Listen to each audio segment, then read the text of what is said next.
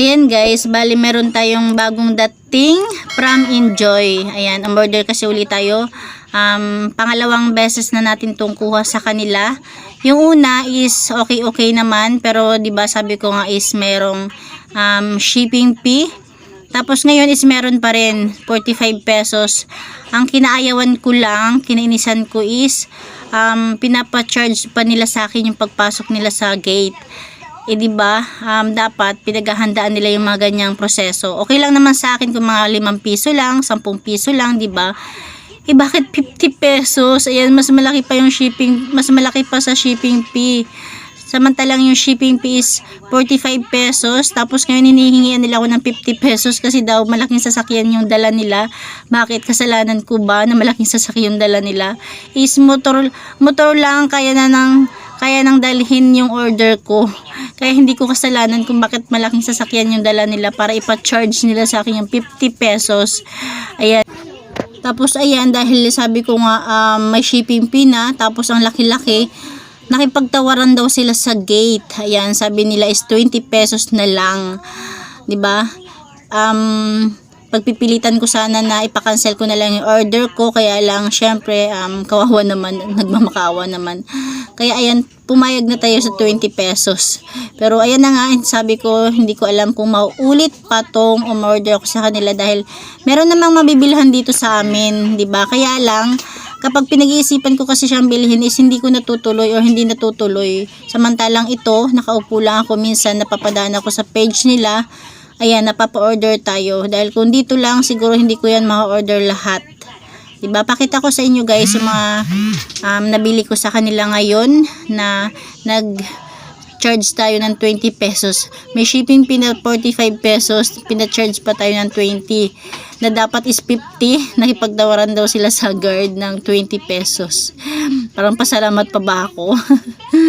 Bali ito, kumuha tayo ng syrup. Ayan, chocolate syrup yung pinili natin. Tapos, ito rin, buko pandan. Ano lang pala to, mga 500 ml, 500 grams lang yan guys. Tapos ito yung pang-scramble natin. Ayan. Ito yung scramble. Diba? Ito yung original flavor. Bali ito 1 kilo to. Tapos, meron din tayo nakuha scramble na ubi flavor. Tapos yung iba pantindahan ko to, ayan, mga buko pa, mga gulaman. Kaya lang kulang yata yung order ko, pero pinalitan naman nila ng ibang flavor.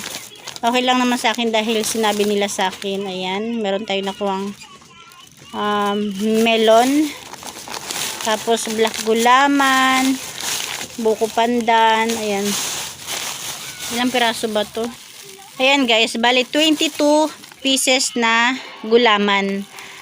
Medyo mura-mura sa kanila yung gulaman, kaya dinagdagan ko na talaga para pang tinda. At pwede ko rin gamitin pang gulaman. O diba? Bali 22 pieces, tapos 2 flavor ng scramble, 2 flavor ng pampalamig, tapos 1 syrup. Ayan.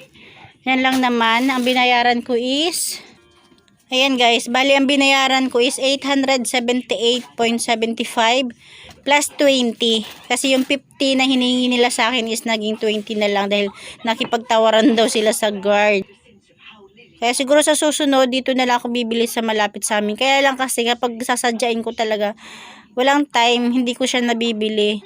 Samantalang ito, kapag nakaupo lang ako, ayan, pwede ko siyang, katulad niyan, kung hindi ako nakapag-order sa kanila, siguro hanggang ngayon, hindi pa ako nakakabili niyan dahil plano lang ako ng plano. Kaya, ayan, diba? Yun lang guys, siguro next time, i-share ko sa inyo yung paggawa natin ng scramble at saka ng gulaman.